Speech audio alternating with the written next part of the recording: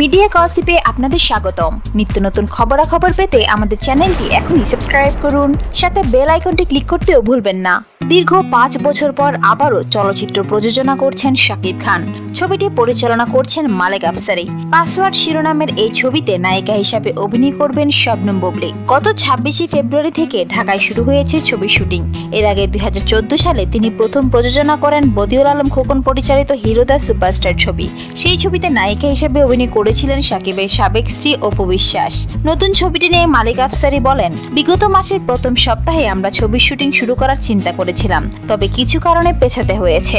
শাকিব খানের প্রযোজনা নিয়ে আফসারি বলেন, এর আগে Shakib Khan hero the superstar ছবিটি প্রযোজনা করেছেন। ছবিতে তখন তার সঙ্গে জুটি বেঁধেছিলেন অপু। কিছুটা বিরতি নিয়ে হলেও শাকিব আবারও চলচ্চিত্র প্রযোজনা করছেন। এটা আমাদের জন্য আশার আলো, কারণ এখন যারা চলচ্চিত্র প্রযোজনা করছেন তারা কেউ সিনেমা বোঝে না। অতিথি পাখির মতো কিছু টাকা নিয়ে এসে 2-1জনকে নায়িকা বানিয়ে চলে যান। শাকিব খান চলচ্চিত্রের মানুষ, তার মতো শিল্পী যদি ছবির প্রযোজক হন তাহলে আমাদের চলচ্চিত্র আরো এক ধাপ এগিয়ে যাবে।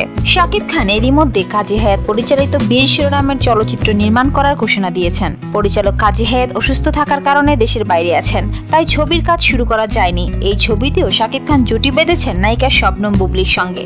সব মিলিয়ে বলা যায়, ঘুরে ফিরে শবনম বুবলীর সঙ্গে বারবার জুটি বাঁধছেন শাকিব খান।